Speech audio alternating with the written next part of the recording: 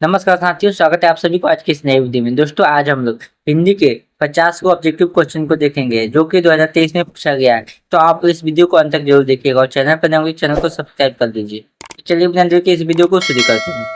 आज का पहला सवाल है, पुष्किनी किनकी रचना है? तो ग्रीक की रचना है। आज का अगला सवाल है, मनुष्य और सभ्यता के विनाश की अंतर्व्यवस्था को अभिव्यक्त करने वाली कविता निम्न में से कौन है? तो एक वृक्ष की हत्या। आज का अगला सवाल है, निम्नलिखित में नगर संवेदना के कवि कौन है? तो कुंवर नारायण। आपका अगला सवाल है, बीरेन्द्र डंगवाल का पहला कवि संग्रह प्रकाशित हुआ था? तो 1991 ईस्वी में। बीरेन्द्र डंगवाल का पहला कविता 1991 में प्रकाशित हुआ था। अगला सवाल है, अक्षर ज्ञान शीर्षक कविता कहाँ से ली गई है? तो कवि ने कहा इस कविता से ली गई है। अगला सवाल है, नदियां मैदान बंगाल को बुलाएंगे, मैं आऊंगा, यह पंक्ति किस शीर्षक कविता की है? तो लौटकर मैं आऊंगा।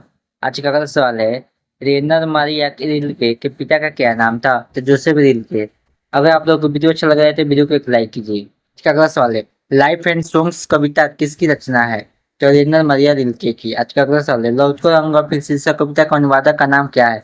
तो प्रयाग शुल्क। आपका अगला सवाल है, गुरु नानक का जन्म स्थान नानकाना साहब अब कहाँ है? तो पाकिस्तान में है। अगला सवाल है, राजस्थान किस राजवंश में उत्पन्न हुए थे? तो पाठान राजवंश में। आपका अगला सवाल है, तिहुपुर शब्द का अर्थ क्या होता है? तो तीनों लोग। आपका अगला सवाल है, थते विदेशी ठाट सब बन्यो देश विदेश सपनेहु जिसने न कहू भारतीय लेस, यह पंक्ति किस शीर्षक कविता के है? तो स्वदेशी। आपका अगला सवाल है, गुंजन किस कवि की रचना है? तो सुमित्रा नंदन पंत की। आपका सवाल है, कवि सुमित्रा नंदन पंत के अनुसार कौन अपने घर की प्रवासिनी बहने हुई है? तो भारत माता। आपका अगला सवाल है, निम्न में से रामधारी सिंह दिनकर की रचना कौन है? तो हुकार।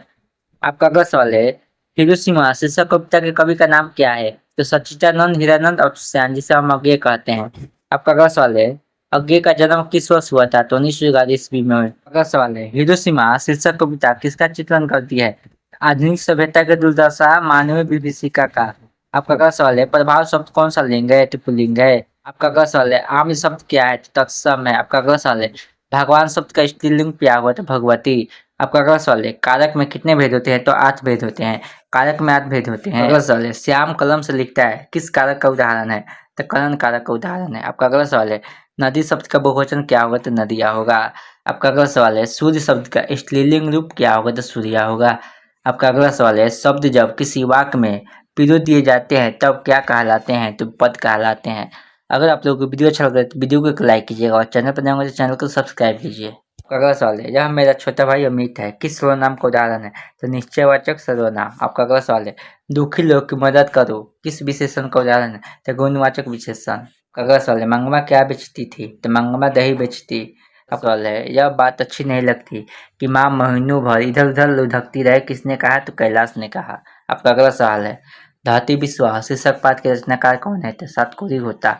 आपका अगला सवाल है, धरती विश्वास शीर्षक पाठ में किस बांध को टूटने की बात कही गई है? तो दलेई बांध को। आपका अगला सवाल है, मंगू की बड़ी बहन का नाम क्या था? तो कम्मू। आपका अगला सवाल है, लेखक सुजाता का वास्तविक नाम क्या था? तो एस रंगराजन।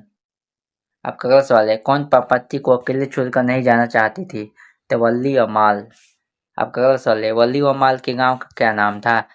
तमांडोपट्टी। अगला सवाल है, धरती कब तक घूमेगी शीर्षक पाठ में सीता को क्या देखकर रुवासी हो गई? तो अपना काला ओढ़ना देखकर। आपका सवाल है, धरती कब तक घूमेगी शीर्षक पाठ में सीता के बड़े लड़के का क्या नाम था? तो कैलाश। आपका अगला सवाल है, वह खा चुका था किस काल का उदाहरण है? तो भूतकाल का उदाहरण है।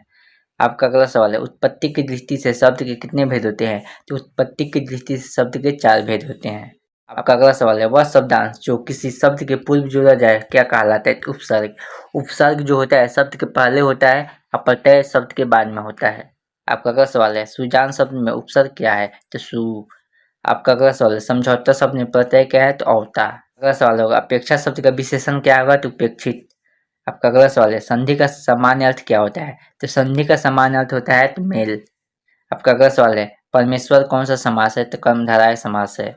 आपका अगला सवाल है, शिव पार्वती कौन सा समास है? तो द्वंद्व समास है। आज का अंतिम सवाल है, वाक्य के उस भाग को जिसने एक से अधिक पद परस्पर संबंध होकर अर्थ देते हैं किंतु पूरा अर्थ नहीं देते क्या कहलाते हैं? तो पदबंध। अगर आप लोगों को वीडियो अच्छा लगे तो वीडियो को लाइक कीजिएगा, वीडियो को शेयर कीजिएगा